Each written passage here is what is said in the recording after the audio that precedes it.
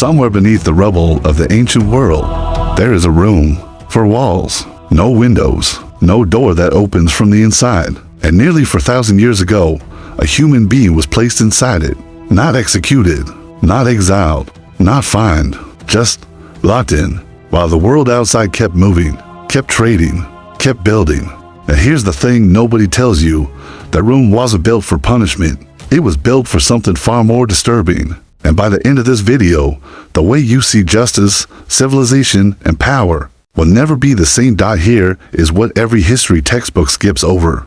The first prison was not built to punish criminals. It was not built to rehabilitate anyone. It was not built because society wanted justice. And once you understand what it was actually built for, you will start seeing that same logic operating right now, in courtrooms, in legislation, in the news you watched this morning. But first, we need to go back, all the way back to 1750 for BCE, to a city so powerful, so extraordinary, that nothing like it had ever existed before.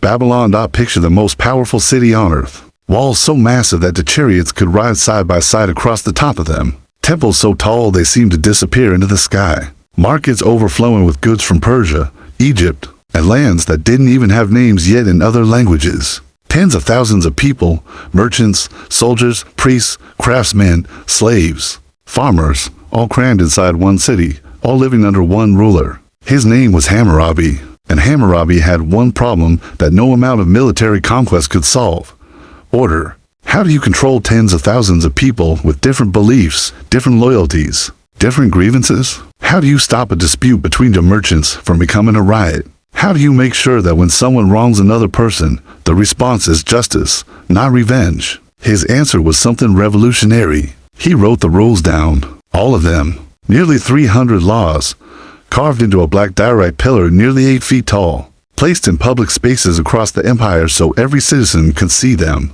We call it today the Code of Hammurabi. It covered everything with stunning specificity. If a builder constructed a house that collapsed and killed the owner, the builder would be executed.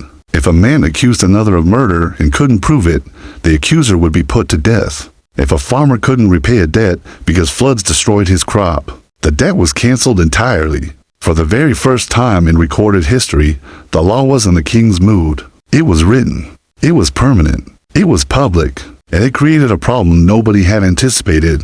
When you have laws, you need consequences. And consequences require time. Time to gather witnesses. Time to assess damage. Time to calculate what's owed. Time to deliver a verdict. But what do you do with the accused person while all of that is happening? In a small village, everyone knows everyone. There's nowhere to run. The community watches. But in a city of tens of thousands, an accused man can vanish into a crowd in 60 seconds. A debtor can pack up and disappear overnight.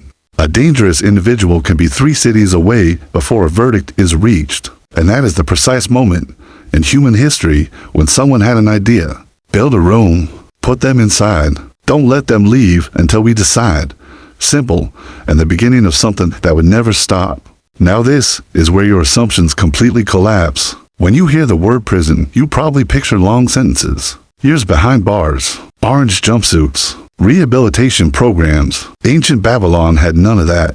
Ancient punishment was immediate, physical, final. Steal something, repay it threefold, or lose your hand. Assault someone, receive the identical injury in return. Commit fraud, your hands were removed. Murder, death. The detention room was not where punishment happened. It was where you waited before punishment happened. Do you feel the difference? The earliest prisons were not built as suffering. They were built as management, which means the real question, the uncomfortable question at the center of all of this is, who decided who went in? If ancient prisons were just waiting rooms before trial, who actually ended up inside them? Look deeper into the archaeological record across Mesopotamia, Egypt, and the ancient Near East, and a pattern emerges that is very difficult to ignore. Debtors who couldn't repay wealthy creditors, political rivals of the ruling class, conquered peoples held as leverage, slaves awaiting reassignment, anyone whose freedom threatened the stability of those in power. The prison was not born from a society's desire for justice. It was born from the state's desire for control. And this is the truth that echoes forward across for 1,000 years, straight into your world today. Ancient Babylonian scholars argued about whether detention was fair. Greek philosophers debated punishment and rehabilitation. Roman legal minds wrestled with the purpose of confinement. Socrates sat in an Athenian detention cell and drank hemlock rather than accept exile. Julius Caesar's enemies rotted in the Mamertine prison, carved into the rock beneath Rome, not to be rehabilitated, but to make a statement about who held power. We did not inherit these debates from the Enlightenment. We didn't inherit them from medieval Europe. We inherited them from Babylon, and we have not resolved them yet. As civilization spread, so did the cell. Egypt built confinement rooms into the administrative complexes of the pharaohs. Not prisons as we imagine them, but designated places of waiting, of holding, of managed human beings. Greece built the Desmoterion, the place of bonds. Athens held accused citizens there before their trials in front of the citizen assembly. The same system that produced democracy also produced detention. Rome took it all further. The Mamertine prison sat beneath the Forum, carved into volcanic rock, dark, cold, below street level.